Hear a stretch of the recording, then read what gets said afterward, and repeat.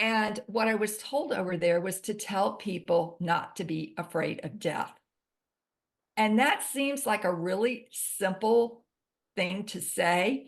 But when we look at our lives and how much fear has controlled our lives and how we still today operate out of fear when making choices, it made sense to me if people are still living in a religious construct of fearing God, because God is love. God is not about fear. Fear is a man-made concept designed to control people. I'm here today with Nicole Angelique Kerr, who had a car accident, and she's going to actually share some details about that, including a picture of the car. In a 65 convertible Corvette, totally wrecked the car, and you'll be surprised when you see the pictures. And she had a near-death experience. So welcome, Nicole. Thank you so much for joining me today. I'm really excited to have you. I'm excited and delighted to be here with you, Tia, and look forward to our conversation. Definitely. Well, tell me, take me back to this car accident that you had. This was a long, long time ago. Tell me about what happened.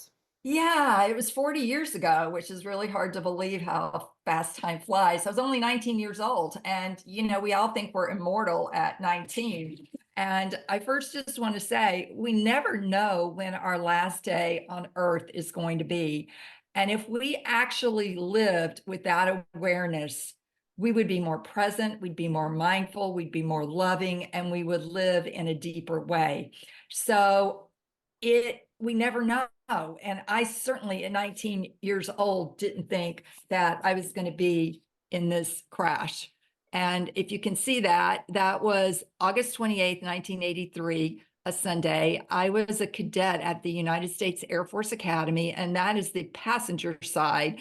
And as the sheriff said, it is a sight that looks like whoever was in there would not survive. And that was true for me. I was actually pronounced dead at the scene. Some bystanders heard it. This was outside of Colorado Springs in Monument. A senior cadet was driving. He was drunk, and I did not know that. And it turned out that when my memory came back 19 years later. So, Dia, I had no memory of the crash. We got in the car at a bar after we had been at a squadron event. And for the first time in my life, I was going to have fun because I come from a family where my dad was former military and he's dogmatically positioned. It's his way or the highway. And his rules were no smoking, no drinking, and no dating cadets. Well, there goes all the fun, right? All my friends are off at Mississippi State and Ole Miss, and they're partying and sororities and fraternities. And I'm at the Air Force Academy, and there's 4,000 guys there and a couple hundred women. And he's telling me, okay, don't do anything that a college student would do. So for the first time in my life, this is my sophomore year, I decided, okay, he was the last person left to get a ride back with. And I thought, okay, I didn't know him. And he wanted to stop at a bar. And I said, okay. So we had a couple of beers and I had a cigarette the first time in my life. Wow, at 18 years old. Okay. And then we got on the road and he wanted to stop. And, I didn't realize he had an agenda. I didn't realize that he wanted to make out and, have before we went back, and we were on a curfew and I was worried about that. And I said no. And we got back on the road. And the last thing that I remember was getting back on the road. And then I woke up in the ICU at a community hospital the next morning. And what happened in between was something that I gathered through the paramedic coming back to my hospital room 10 weeks later and telling me what happened when he got to the scene. My doctors filling me in on what happened. The district attorney came around and filled me in on what happened from the police report. So I have built my whole story through it's evidence-based, and these things really did happen to me, but my memory of it didn't come back until 19 years later. And that's called repressed memories. And for those of you out there that have had traumatic things happen, I want you to know it's a real thing. Your body keeps the score is a great book by Dr. Bessel van der Kolk. And what it's saying is it remembers trauma. And for me, it was too much to process over that time, because in order to process trauma, Tia, you got to have support. Okay. And my family did not believe in mental health. They just thought if you physically got well, that you were okay. And that's from a generation that didn't want to talk about depression and anxiety and mental health being an issue. You just got on with life. That's how they dealt with trauma. And so when when they released me from the hospital 4 months later, the doctor had said, Miss Kerr, Nicole's going to need psychiatric help. And she said, no. She said, Jesus is our psychiatrist and she's going to be just fine. And I want you to know, I wasn't just fine. Jesus never came and sat on the sofa and we had to talk about PTSD and anxiety. And as a result of untreated trauma, your body is going to respond in a adaptive or a maladaptive negative way. And for me, that was an eating disorder. And back in the 80s, it was compulsive eating. And I developed that as soon as my mother and my father thought I was well enough to go live with my sister in Dallas. And I went to live with her and go back to school. And I couldn't deal with the self-hate. I couldn't deal with the blame and the shame that my parents put on me, that I disappointed them by breaking the rules, even though I had no blame in this. The district attorney was like, no, this guy's being charged with DUI. He's being charged with vehicular assault, which he pleaded guilty to. So I wasn't to blame, but yet my parents blamed me. And they're very religious. And it also meant that coming from the South, I grew up Southern Baptist and I grew up Lutheran. It meant that basically my God was my dad was my God in a way. And then God was, oh boy, you don't disappoint God. You're going to go to HE double toothpicks, hell.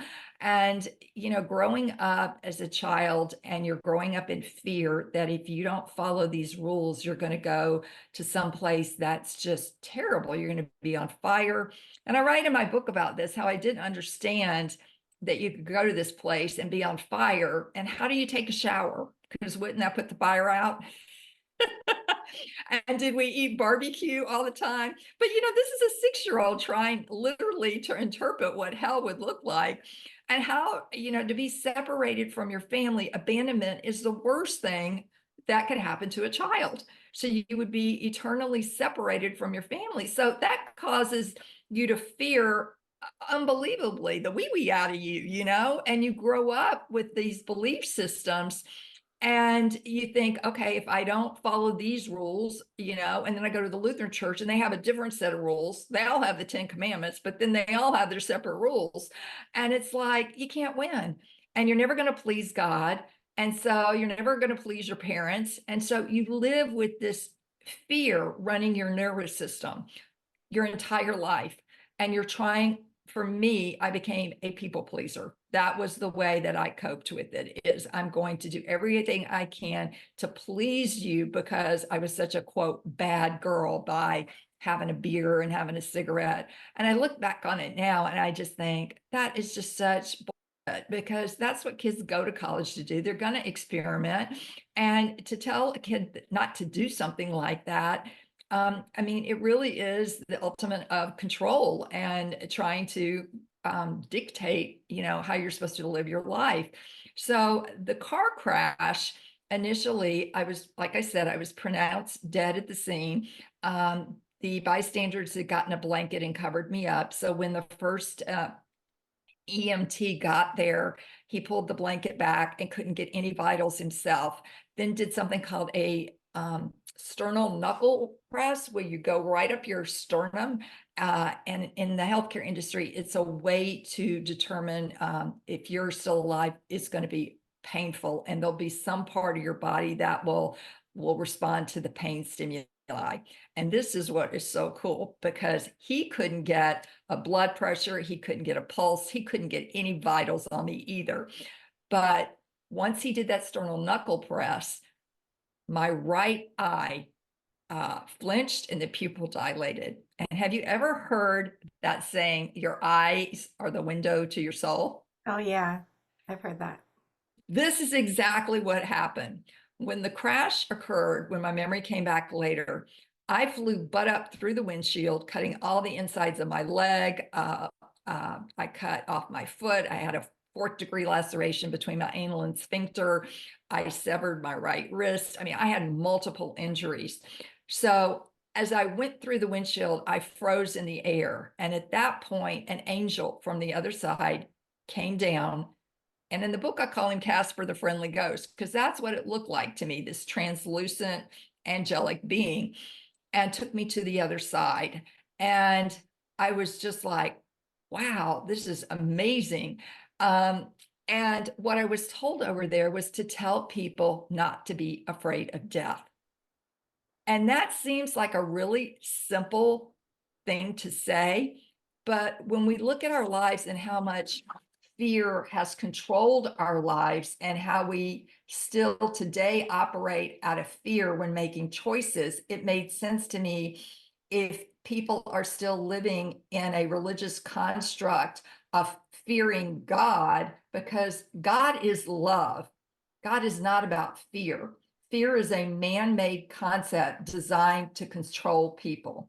So God, on the other side, I'm just going to read what I wrote in my book. My experience was the only thing I had remembered were bright white lights. Okay. And that's usually a common symptom for most NDEs that Dr. Raymond Moody, who coined the phrase NDE, he said that that is the most common characteristic of people coming back as they remember this clear, bright white light. And it's not like deer in the headlight light. You can see through it. It is, and to me, it was rays of brilliant white light flooded me from all sides. Streams of light cocooned me, wrapping every part of my being in a chrysalis of soothing waves.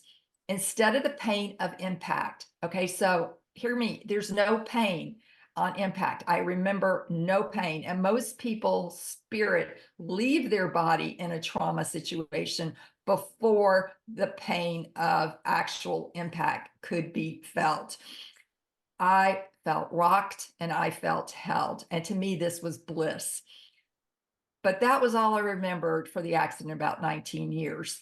And then when I went to work at CDC one day, the repressed memories started coming out, and I could recall in detail the crash itself, how I was sitting, and my time on the other side. And that when I left my body, God had been all around me. God was in me. God was me, and I was God. God was presence and fullness and oneness. But most of all, God was love. Okay, pure, no strings attached. Okay, this is unconditional at the highest level. Open arms love. And in that state, I had not suddenly received forgiveness from a stern father for my mistakes. My mistakes just didn't even exist. They never had. And that was a shock to me because I thought I was going to be judged. Nothing I had done on earth needed to be weighed or measured. The life I had just left behind told a story, yes, just like many I have lived in different realms. And I honestly felt like an astronaut floating in outer space, filled with wonder and awe. That's how I really felt on the other side. And I can tell you, you're in, I could look down and see my body in a ditch, all mangled up. And I was like, I don't want to get back in that body. There's going to be massive pain. There's going to be massive suffering. I'm going to be put back in with a family that had all of these rigid belief systems. I couldn't care for myself. I was back to a state of infancy. I couldn't even walk. Okay. So here I was in the top of my prime in terms of physicality, being at the Air Force Academy. I mean, that was part of probably what helped me survive, which my body was in such great shape. But the main part of what helped me survive was that it wasn't my time. And the spiritual realm, the angels said, you are going back. And this angel that I call Casper, right before I published the book, I realized it's my deceased grandfather. And I had heard all these stories about people meeting their deceased loved ones on the other side. And I was like, well, I didn't. But yet I did. And it just came to me much later. And that's why these stories keep evolving, because pieces of the experience keep coming back even years later, because you have to remember on the other side, there is no time. So a year here is nothing over there. And I was told it was my paternal grandfather. And what was so ironic is he came to me in mid-August when he passed away at 58 years old, and I was 58. And he told me I smelled cigar smoke as I was doing some writing. And I'm like, nobody in my house smokes cigars. And then I heard Nicole, and I'm like, okay, who is this? He goes, this is your grandfather, James. And I'm like, what do you want? I haven't seen you in, decades. He said, I'm here to tell you now that I was the angel that came down and saved you. He said, I could see the pain and the suffering that you were and the abuse that you were enduring at the Air Force Academy, and how you wanted to leave so desperately, but you couldn't quit, because in our household, quitting was synonymous with failure, and you don't fail. And in our family, failure is not an option. And so the shame and the feeling of less than and not good enough, of even quitting, even though I desperately wanted to, my soul knew I was in the wrong place. The accident got me out of it in a horrific way, but I was now declared a disabled veteran. There was no way I could go back and complete the training. And he said, I saw all the abuse and how you wanted out so bad, and how your parents never gave you permission to quit, and that it would be okay. So I came down and took you up. And I promised you that I would be with you for the remainder of your earthly life. And I would be, quote, your military angel to protect you through the rest of your life. And I've had some couple more near-death experiences that I came through. And he's always there telling me, you got to get back in that body, and you've got a mission and you need to complete it. And I'm just like, I don't want to. I've had enough, because it is difficult. Okay. I'm not going to tell people, I'm not going to bullshit you here. It is so hard to come back to this planet when you have experienced the beauty, the light, the loving kindness, the peacefulness, the everything is just, you can't even find the words for it.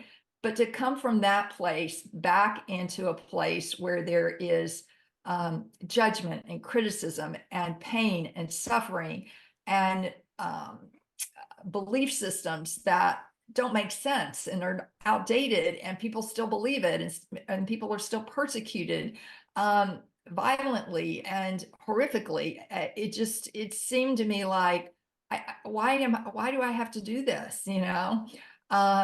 And so it causes one to go through something called a spiritual transformative experience. And you get your choice, because we have free will, whether we want to experience it or not. And so most of us wind up choosing to experience it, because trying to not winds you up in an addiction, basically, to try to push it down and not deal with it. And so I've spent the last 40 years of my life on a spiritual journey, checking out all kinds of different modalities to help me evolve on this journey and to love myself. And that is the ultimate message: is love is all that matters and is the source of all that exists. And we have got to get to a place in our society where, instead of judging people, we put judgment above love, and therefore we're never going to have peace. We have to reverse that equation and put love first, because when you love yourself and you love others, you're not going to judge others, and therefore you will have peace. Wow, Nicole, that was a spectacular That's a lot. journey. Yes, it was a lot for you. Yeah. And it still is. I'm not gonna make bones about it. I still have to live with the physical ramifications. I have to deal with your sensitivities when you come back. I cannot tolerate toxins, harsh chemicals, noise levels. And my husband's a musician. So, noise levels affect me, crowds affect me, very sensitive to other people's energies. And so I can't be around crowds, or I don't like large groups. All of this has changed who I am and what I can do and participate in the world with. I totally can relate to that. And I think that's interesting because I haven't had a near death experience, but I had a shared death experience and out of body experiences with my husband. And so when you were saying, you can't tolerate those things, I'm thinking, me too. Like, and those all changed when he died. So that isn't that incredible? Well, and also will tell you that interferes with your vibrational frequency, toxins do. So if you're a smoker, anything, alcohol, those are toxins to your liver. It interferes with your higher level of vibration to partake of that kind of stuff. So you have to be, you're an empathetic person that's sensitive. So you have to make sure that you're putting your boundaries up around you and that you're limiting your exposure to that, because it will make you sick.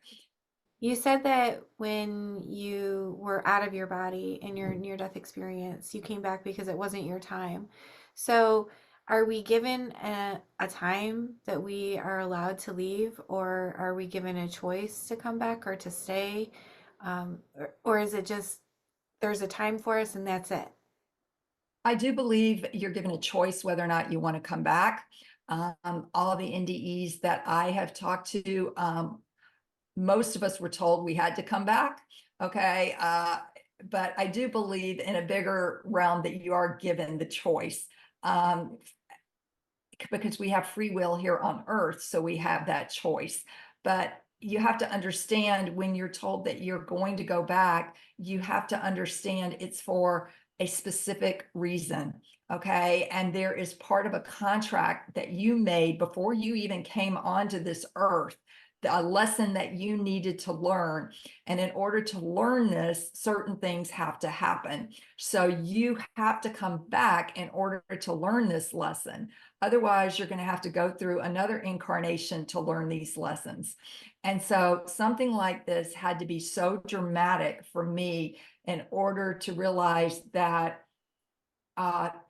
my belief systems that were passed on to me generationally and through our culture and society, most of them are false. Okay. And when we are living with limiting belief systems, we're going to live in fear, and we are going to make most of our decisions from that part of our brain called the amygdala, which is fight, flight, or fear, which is what a lot of people live in if they're anxious or worried or traumatized, instead of your prefrontal cortex, which is your parasympathetic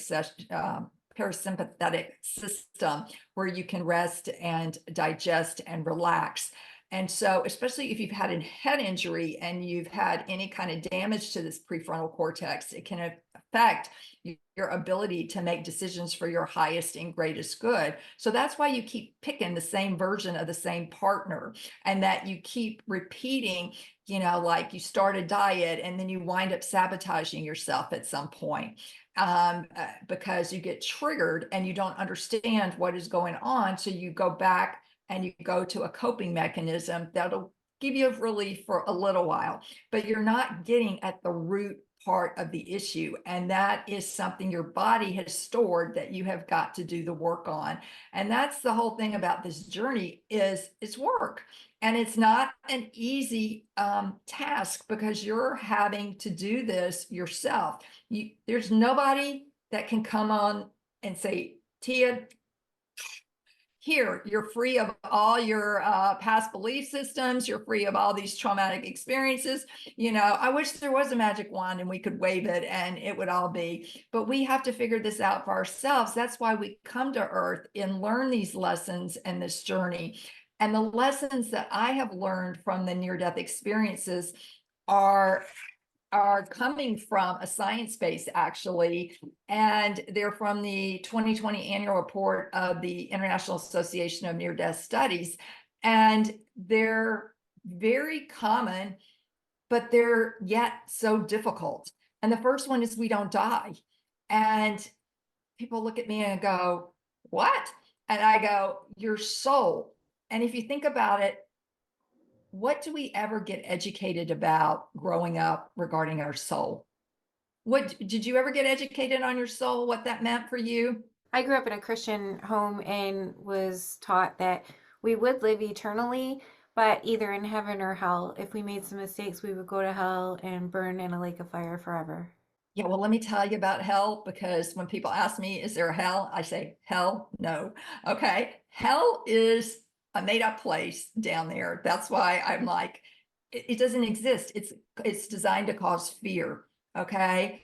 Hell is on earth now. Hell is what's going on in the war with, Gaza and Israel and all that, and these people's homes think about your home just being blasted apart one day. You see that with tornadoes and with all these natural disasters. Everything you have is taken from you. That is hell, to try to start your life again. Living with an addiction that is running your life, that is hell, and hell for people around you to have to deal with you. So, there are various forms of hell on earth that we are subjugating ourselves to. And so that's what I mean by hell. But your soul is a part of you that it's your life force energy, your chi. And that we have an energy body as well. Okay. And when I talk about the soul, your soul has parts. And this is part of the wellness industry. When you think about wellness, there's usually four big domains. You have physical. Okay, I can tell you what to eat as a dietitian and to sleep. There's the mental. Okay, that's needing to deal with all of the anxiety, depression, all of PTSD, all those kind of things. Then there's the emotional realm, which we all have repressed emotions, every single person. And you have to deal with them, because you will get triggered in the present day and your body will go back to the age that it started and react from that age, instead of being able to act as a 50-year-old adult. Okay. And that's why you get triggered to eat that pint of Ben and Jerry's, chunky monkey, and you eat the whole thing, because you're not able, you're living in this, what I want to say, your unconscious is running the program. You're only about 5% in your consciousness. And so all these things you've got to clear out. It's like a haunted mansion. You have to go through and clear out these rooms where there has been repressed memories, there's been repressed emotions, there's been things that have caused you to what do I want to say, to not be able to be who you were meant to be. The programming, you have to rewire that programming. And so your soul has different parts. And when you have a trauma, and this is something I really want people to understand, your soul fragments. Okay. So in the wellness industry, just like you have a physical wound that needs healing. Okay. You break your arm, they're going to have to set the bone. They're going to have to put you in a cast. You're going to have to, wait, can't lift, can't do anything until that heals. Okay. Same thing with mental health. You need to see a provider to deal with, do you need medication? Do you need counseling? Do you need, what do you need to help you heal that mental wound? The same thing with emotions. If you were betrayed, or if you were, if you were not allowed to get angry as a child, you have all this repressed anger in you that's got to come out, or is going to manifest as a physical condition that the doctors are not going to be able to figure it out. And they're going to be going, you're fine, but something's going on clearly. And it's repressed emotions that are trying to get your attention to say, you need to deal with this anger, and you need to move it out of your body.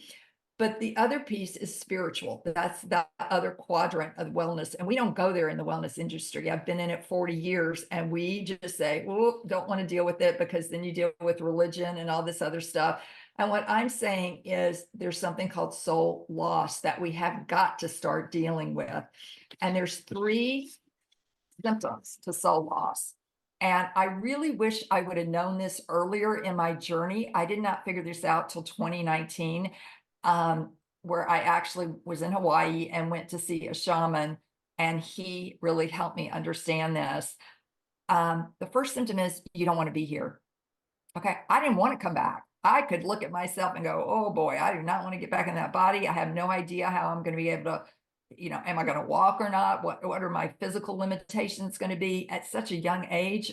I woke up with one operation. There was a colostomy, a bag hanging out. And I was like, oh my God, I've never had sex before. It freaks me out. It's going to freak a guy out, to see a bag where your poop is coming out. So, I mean, it's really, I didn't want to be here. And I knew this, because my life was going to be filled with pain and suffering. And who wants to sign up for that, to be honest with you? The second one is this low level, consistent feeling that something is missing.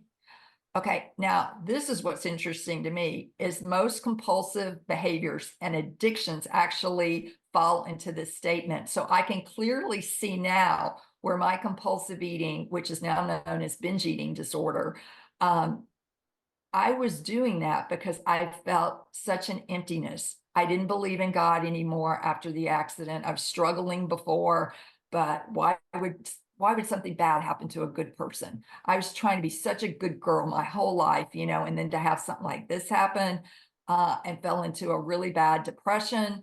I suffered with anxiety, so usually, like I said, this low level, consistent feeling that something is missing. And then the third is you can't get over it. It just keeps looping around in your brain.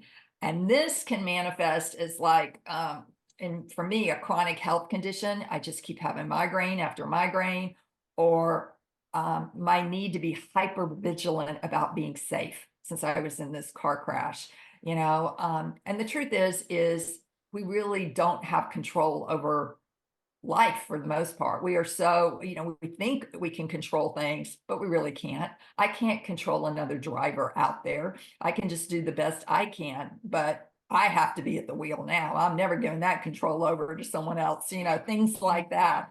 I had another near-death experience 2 weeks after I was in the hospital. I was in ICU 7 weeks, just up and down, up and down.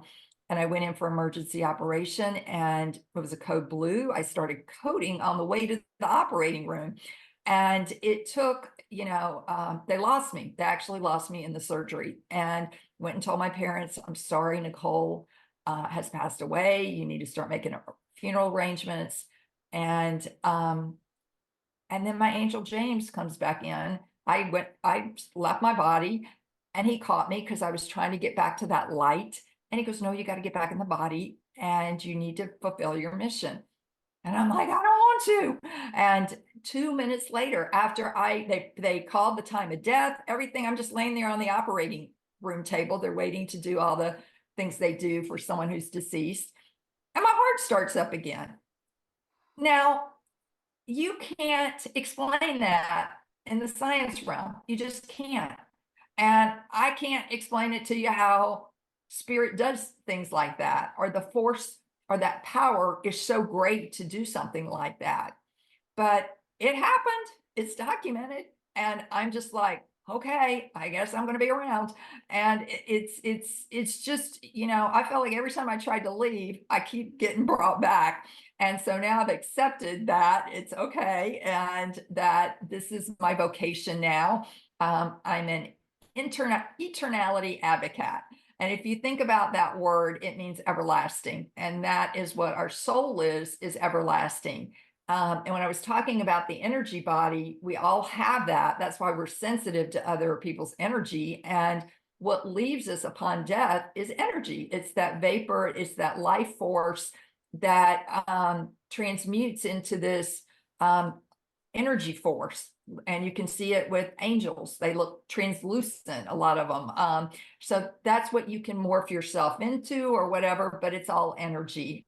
And your body's energy cracks from the top down upon death, and that is released. And that's why when you see someone at a funeral home that has, that's in a, that's chosen to be, what is it when they fill you with Oh, embalmed? embalmed? Yes, they never look quite right.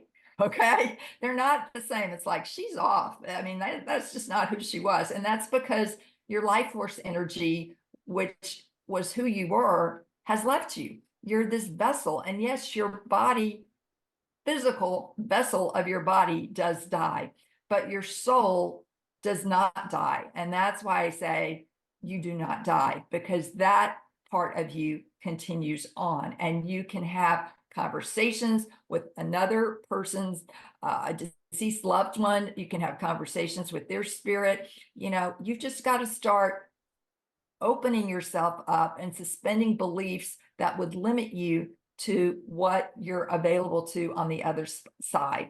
There are thousands of angels, spirit guides, archangels. There's a whole realm that is waiting and ready to help us, but we have to ask for help. That was another lesson I learned, is we have to ask them for help. Unless it's an emergency situation, like mine was life and death, they'll intervene in that situation, but that's it. So get in the habit of daily asking your angels for help. And I don't care if it's a parking space. I know that sounds crazy to ask an angel to help you find a parking space, but you need evidence that they're listening to you, and they will give you that evidence by giving you a parking space. Now you've got to be open to what their signs are, because they can't, they're dealing with energy. So it's usually going to be lights going on and off. It's usually going to be, my neighbor just passed away, and I was over there 3 minutes after he left. And one of the guys that lived in one of the rooms he was renting, he said, I had my TV on Prime and I was watching some movie, and I went to check on him, and he was already passed. And then I go back to my room, and the channel switched, and John Wayne was on, and John Wayne was his favorite actor. And I'm like, he's playing with you. He's already left. His spirit hasn't left the house yet. And he changed the channel to that, saying, hey, this is my farewell to you. So, things like that happen all the time that you can't explain, but you got to be open to it. And that is something you have to practice, and ask your soul. Get a piece of paper and say, I got this from Lee Harris. What does my soul want me to know today? And you may not get something the first day. Don't give up on it. Give it do it for 30 days. What does my soul want to tell me today? And start dialoguing with that soul part of you that you really never got educated on, and understand that that is your fundamental relationship with yourself. I love this topic because I feel like a lot of people aren't talking about it, specifically the healing on the spiritual level. Because you're right, there's not a lot of conversations around that. And you were talking about rewiring your brain and going in and like cleaning out the closets, clearing out the rooms. How do we do that? Is that something that you talk about in your book? I do. I actually talk a lot about, for emotions, neuro-emotional technique. And there's a great documentary on YouTube that called Stressed that you can watch about it.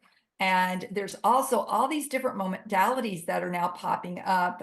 EMDR, there's EFT, the tapping. There's also biometrics, I think it is, energy. But there's all these different ways to get at your subconscious, and to rewire it and to program it. And so you need to be, it's usually alternative medicine. And, sometimes EMDR is also another modality that a lot of people use. And the field of psychedelics is starting to open up to help people expand into to help them heal with that. I'm a disabled veteran. I'm 100% disabled. As a result of this, it took me 37 years to get that rating as 100%. So I want to tell people that 22 veterans commit suicide a day. 22 every single day of the year commit suicide. And for a country that is as prosperous as the United States, to me, that is horrific that we allow that to happen. But our souls are not designed to deal with what we face in the military, in terms of going to theater, going to war, seeing the horrific battles of people being blown apart, best friends, your right man there, dying, taking a bullet, losing, it's horror. And it's just, your soul is fragmenting, and you can't. That's why people from Vietnam War and Korean War, these guys came back and didn't want to talk about it. It was so horrific, but it's staying inside of them. And at some point it eats away at you. And so you got to call those soul pieces that fragmented back together and get your soul whole. And that's where you can get help with a shaman. You can do hypnotherapy. You can talk to your pastor if they're open to different modalities like that. And you can even do it yourself if you know what you're doing. But those parts need to come back into you, because you are kind of wide open right now with your energy body, and your soul parts kind of floating out there, and you will have a tendency to disassociate and not want to ground here, because we're going back to that symptom. You don't want to be here. You mentioned that you kept being sent back because you had a mission. Is your mission this helping others heal their spiritual energy? Now, my mission, which Spirit gave me directly, he was really clear about this, is don't be afraid of death. And when we think about fear in this country, look how much fear is going on. I mean, you take 3 years of living with COVID or a pandemic, and now you've got a political situation, which is it's so divisive in our country, that's causing such fear. You've got all these different groups that are fighting each other based on their belief systems. And so you've got trans people living in fear that they're going to be attacked. It's horrific how much fear. And in fear, think about it, you lose your clarity. And in order to regain that clarity, you got to address your fears. And that is these unconscious belief systems. And most of them are irrational. Most of them are coming from something that somebody made up somewhere along the line and just passed down. And I'll give you an example. The word fear in the 1600s in the King James Version, it meant awe and reverence. Think about that. And every near-death experience that I have talked to, we all experience this awe and reverence for God and the brilliantness of the other side. Okay. But over the decades or the centuries, it got twisted into fear, meaning being afraid of. Okay.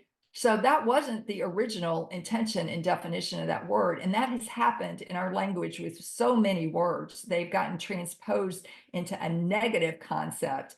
And earth has become a negative vibration. And we are sent here, you, me, other light workers, to help transcend that and to raise the vibration of this planet, to bring in the light of this planet. And I will tell you, if in fear, this is how you're going to know if you're in fear, because you want to fix and control something. Now, how many of us want to fix our husband or fix our kid or fix the political system? Okay. So when you get in that situation where you're determined to fix or control somebody or some situation, that is your fear operating. And you need to pull back and you need to start asking yourself what's really going on here.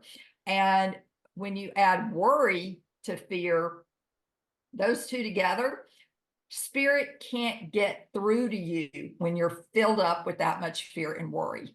So you have got to start taking the layers off of the worry and the fear and give it over to the universe, to God, source, whatever you want, and realize you're not in control.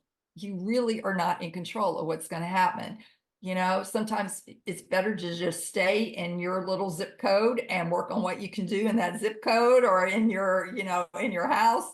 But fear is definitely, without limiting beliefs, you're going to exist in a state of alignment. And that is when your mind, body, soul, spirit, you're all grounded and you're connected to this power. And you feel like, wow, this is amazing. But it takes work, and it takes presence of mind, and it takes daily asking for help. And, it's important. And I know with death, there's still, from a 3D physical perspective, there's still suffering, there's still grief, there's pain and loss. And we have to carefully and compassionately hold that to help people heal. But I also want us to understand that the cosmic context of death is benevolence and extraordinary about where we go. We're only on this planet for a very small time in life. And knowing that bigger, truer context enables us to live a happier life, because we don't have to figure it all out. We don't have to take control of it. And we can prepare for our own graceful passing and help others and support them as they approach their own transition. Because one thing is clear, the one thing that's going to happen to all 8 billion people on this planet right now is you're all going to die. We just don't know when. And we need to start talking about it more. And we need to talk about it in a positive way, not a doom and gloom way, and start raising the vibration. And we need to start talking about it with children. I can't tell you the number of single parent families where I've talked to the mother or the father of the family, and the children will ask, especially if the other spouse has died or had a terrific, horrific accident where they're in a maybe an unconscious state, or they're not available to be the parent. And the child will ask, Mommy, are you going to die too? They're scared. Okay. And what you as a parent want to do is, of course, reassure them that nothing bad's going to happen to you, and guarantee them that no, nothing's gonna, I'm not going to die. I'm healthy. I'm good. But you can't do that because you don't really know. You can't guarantee that child that nothing bad's going to happen to you. So be honest with the child, be age appropriate where it is, and tell them about, if I should die, if I get in an accident, if something happens, Uncle James and Aunt Nicole are going to take care of you, and you are going to be provided for. And I will miss you so much, but I will be on the other side, and I'll be in a spirit form. You just won't be able to see me physically. And explain this to the child so that if something did happen, they're not going to go, well, there, I was lied to again, and then they start acting out on that anger that they weren't, the truth wasn't being told to them. So I really want people to start having a different conversation. And that's why in my book, You Are Deathless, I have a whole book club section, because I want people to start addressing the fear of death and what their fears are, what their limitations are. And some people say, I don't fear death. I feel the process of dying. Well, that's still fear operating. And you need to start discussing, what does that look like for you? What are you fearing in that? Pain? Well, there's morphine for pain. I mean, start pulling it apart and start addressing it. So I think, the bottom line and the theme that you'll hear a lot is, on the other side is love and oneness. And if we could start practicing, I'm just going to put up this little thing, and this is in my book. There's 10 of them, lessons. If you could learn these lessons and start practicing them now, I guarantee you're going to have a shorter life review, and you will have a life review. Okay. And that's at the end, when you're on the other side, you learn how everything that you said, did, and thought during your physical life here on Earth impacted yourself, others, and the world, Mother Earth especially. And so if you can learn these lessons, realize we're not judged. So quit judging yourself. Take that word should out of your vocabulary. Okay. Quit shoulding yourself and quit shoulding others. Oh, I should be thinner. Oh, I should be this, Nah, get that word out. Okay. We are never alone. Okay. There are people that are fearing they're going to die alone. Not true. That whole spiritual realm starts coming in when you start making your transition. Now, they're not in the physical form, but they're in the spiritual form. And so you've got to understand that it's a new way of looking at things. It's an alternative, probably than what most people were educated with if you grew up in a Protestant church in America. And so start asking the question, what does my concept of God look like? I will tell you in my book, real quickly, I just wanted to read, I was working with a little 6-year-old girl, and she was so upset. Her mother called me and said she's wetting her bed, and she did something bad, and she was adopted. Okay, so she thought she was going to go to hell because they went to a evangelical church that was very strict and very rule based. And so I said, well, tell me, how do you see God? And she eagerly told me, God is a blue spirit with colors and balloons in all different colors, no head, and can talk. Now, this is a little 6-year-old. Clearly, she's still having a direct experience with God, no filters with other people.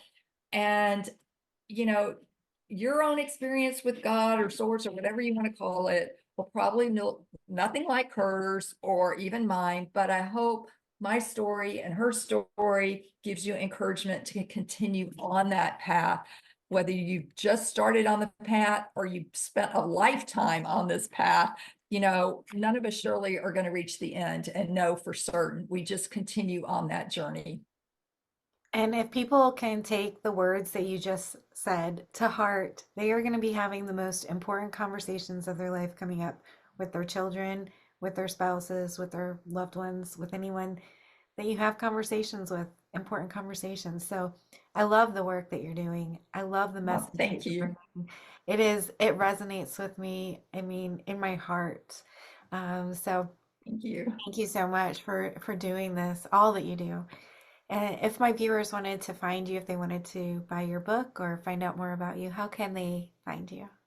Well, I'm on Amazon, Barnes and Noble, and your independent bookstore can get it. I have it priced at, $9.99. Okay.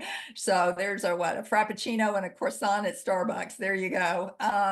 I'm also on Audible. I actually narrated it myself. That sent me back to therapy because it was really hard to read my book out loud and then to listen to myself and really get it that happened to me. That it really is a powerful testimony, I guess. And so it's also on Kindle as well. And you can get me on my website, www.nicolekerr.com. I will send you the first sample chapter for free. And I will, I have a list serve on there, but there's a contact page on there.